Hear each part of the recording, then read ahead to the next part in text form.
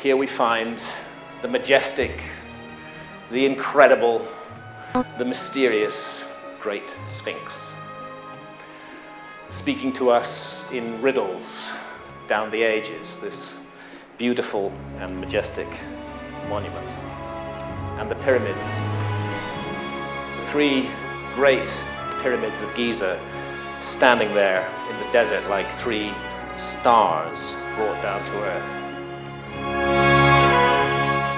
One thing about the Great Pyramid you can tell immediately, even though you might not know anything else, is that astronomy was involved in creating it. The Great Pyramid is stunningly accurately aligned to true north, south, east, and west. It's actually within 3/60ths of a single degree of true north, and that is an incredible accurate alignment, especially when you're dealing with a monument with a footprint of 13 acres. So it tells us not only were astronomers involved to get that level of accuracy, but also that it was important to them.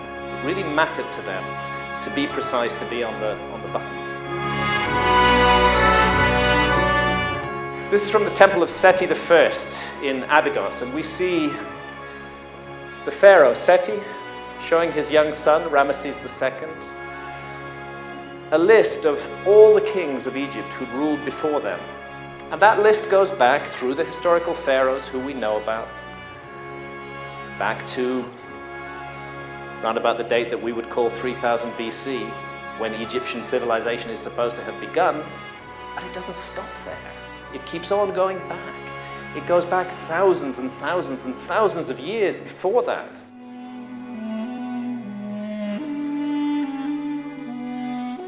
Till the time of the gods.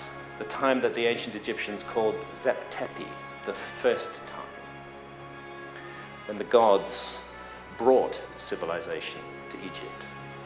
That's what the pharaoh is showing his son, a connection to the gods, going back thousands of years into the past. And from the tomb of Seti I, again, we see this idea.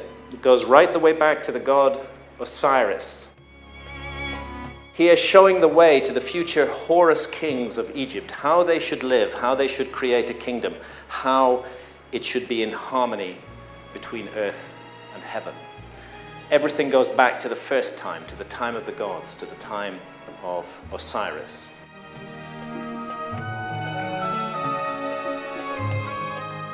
Temple of Horus at Edfu. Horus is the son of Osiris in the traditions of the ancient Egyptians.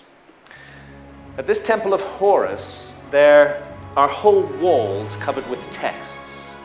And those texts are known as the Edfu building texts. And this is what they look like. And they're very mysterious. Many people, many archaeologists will tell you that there is no flood tradition in Egypt. This is absolute nonsense. They clearly have not read the Edfu building texts, because the Edfu building texts speak of a homeland of the primeval ones. They say it was an island. They say it's where the gods lived. They say there was a great flood there, which utterly destroyed it. And that those gods who survived